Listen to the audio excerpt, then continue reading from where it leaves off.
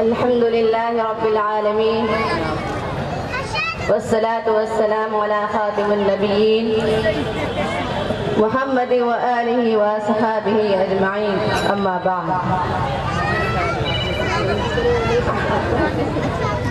تجھ کو بتاؤں تقدیر امم کیا ہے،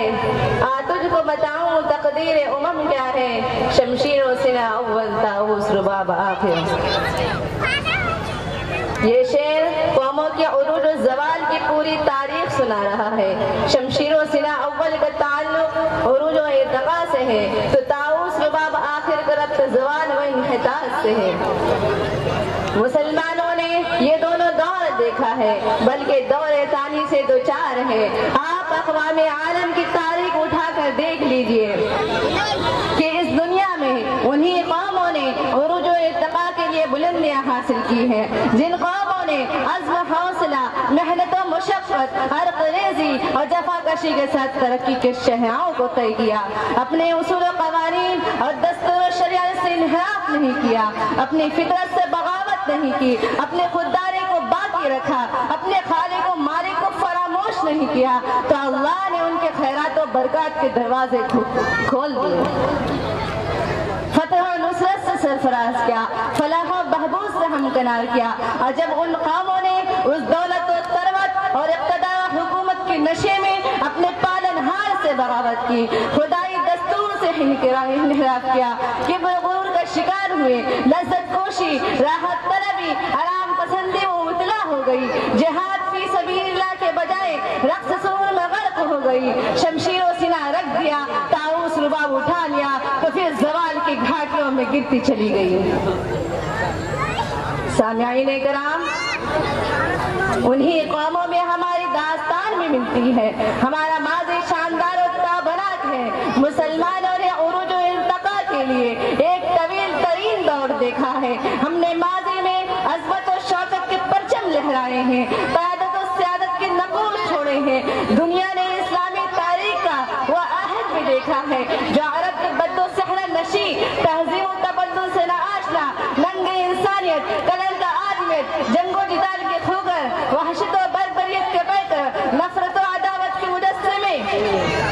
افراد ایک رسول کامل، شام کی دعوت پر لبیک کہتے ہیں اور کلمہ توحید لا الہ الا اللہ محمد رسول اللہ کا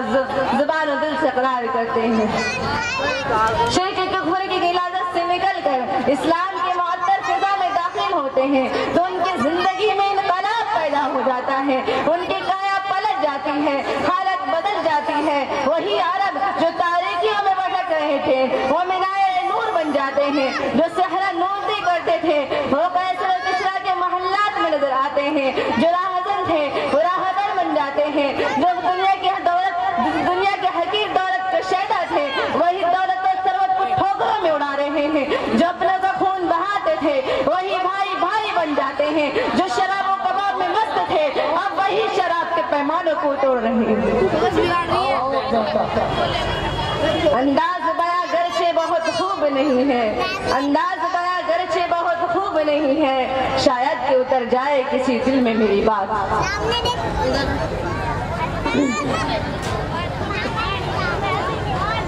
برادران اسلام سے جو قبل آپس میں متحارب تھے اب وہ مجاہد فی سبیل اللہ بن گئے، انہوں نے اسلام کی لذت، اسلام کی حلاوت پالی تھی۔ جب وہ پیکر اطاعت بن گئے، خوگر عبادت بن گئے، عاشق رسول بن گئے، طالب جنت بن گئے تو اللہ نے ان پر فتح و نصرت کے دروازے کھول دیے، شان و شوکت کے دروازے کھول دیے، ان کو عظمت والا بنا دیا، ان کو قیادت و امامت کے منصب پر فائز کیا، حکومت و سلطنت سے نواز دیا، قدر و منزلت سے سرفراز کیا، کامیابی و کامرانی سے ہمکنار کیا، اس لیے کہ انہوں نے ایمان کے ذریعے اپنا رشتہ اپنے خالق و مالک سے جوڑ لیا تھا، اپنے پروردگار کا عطا کردہ دستور کو مضبوطی سے تھام لیا تھا، قرآن ان کے دستور زندگی بن گیا تھا، رسول اللہ اس کے اسوہ نمونہ بن گئے تھے، اللہ کی رضا ان کی آرزو بن گئی تھی، اور اللہ نے فرمایا کہ من يطع الله ورسوله ورسوله فقد فاز فوزا عظيما. جس نے اللہ اس کے رسول کی اطاعت کی وہ بہت بڑی کامیابی سے سرفراز ہو گیا، اور اس سے بڑھ کر کامیابی کیا ہوگی؟ آپ صلی اللہ علیہ وسلم نے فرمایا کہ میں تمہارے درمیان دو چیزیں چھوڑ کر جا رہا ہوں، جب تک تم اس پر عمل پہ رہو گے بھٹکو گے نہیں. ایک اللہ کی کتاب قرآن ہے، دوسرے اس کے رسول کی سنت ہے. علامہ اقبال نے کیا خوب کہا ہے کہ وہ معزز تھے زمانے میں مسلمان ہو کر، وہ معزز تھے زمانے میں مسلمان ہو کر، اور ہم خاروی تاریخ قرآن ہو کر. مگر ہائے دولت، جو دنیا اس کے چکر میں پڑ گیا، مکڑی کے جال میں مثل مکھی پھنس گیا. برادران اسلام، یہ سچ ہے کہ زوال و انحطاط میں دشمنان اسلام کا بہت بڑا ہاتھ ہے. معاندین اسلام نے ہر دور ہر زمانے میں نور اسلام کو مٹانے اور شمع دین کو بجھانے کی کوششیں کی ہیں. مسلمانوں کو نیست نابود کرنے میں پوری توانائی صرف کی ہے، محاد آرائی کی ہے، معرکہ آرائی کی ہے، فتنہ انگیزیاں کی ہے، ریشہ دوامیاں کی ہے، افطرا پردازیاں کی ہے، منصوبہ پردازیاں کی ہے، تحریکات چلائی ہے، تنظیمیں بنائی ہیں، فسادات کرائے ہیں، فتنے اٹھائے ہیں، طوفان اٹھائے ہیں، یہ لغار کی ہے، شورش برپا کی ہے. کوئی دوران ان سازشوں، کوششوں، فریبکاریوں، فتنے انگیزیوں سے خالی نہیں، مگر ہر دور میں مسلمان ہی غالب رہا، اسلام ہی غالب رہا، کیونکہ مسلمانوں میں اتحاد و اتفاق تھا، مسلمانوں میں وحدت و مساوات تھی، بھائی چارگی تھی، اطاعت رسول اور عبادت رب تھی، قرآن سے تعلق تھا، حدیث سے رشتہ تھا، ایمان مضبوط تھا، عمل صالح تھا، صلاح التقوی تھا، اخلاق حسنہ تھا، کردار کی بلندی تھی، عادات کی سچائی تھی، سیرت میں پاکیزگی تھی، دلوں میں خوف خدا تھا، اور زندگی کا ایک مقصد تھا. قل ان صلاتي ونسكي ومحياي ومماتي لله رب العالمين.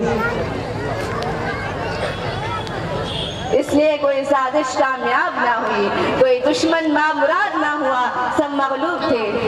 مگر جب خود مسلمانوں نے اپنے اندر حرامیاں پیدا کر لی، برائیاں پیدا کر لی، قرآن کو طاق نسیہ پر سجا دیا، حدیث سنت سے ربط تعلق توڑ دیا، محبت رسول صرف نعرہ بن گیا، اسلام صرف لیبل بن گیا، دین صرف علامت بن گیا،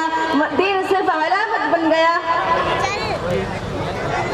ایمان کمزور ہو گیا، عمل صالح نہ رہا، صلاح التقوی نہ رہا، اخلاق حسنہ نہ رہا، کردار کی بلندی نہ رہی، عبادت کی چاشنی نہ رہی، اطاعت کا جذبہ نہ رہا، دنیا داری آ گئی، خود فراموشی ہو گئی، خدا شناسی حق پرستی نہ رہی. تو اللہ تعالیٰ نے ہم سب کو چھوڑ دیا، ہم سب کو فراموش کر دیا، ہم سب سے ہاتھ اٹھا لیا. پھر وہی مسلمان جو کل تک حاکم و غالب تھے آج محکوم و مغلوب ہے، جو تخت شاہی پہ تھے آج فرش خاکی پہ ہے، جو بحر ظلمات میں گھوڑے دوڑاتے تھے، ہواؤں کے پیغام رسانی کرتے تھے،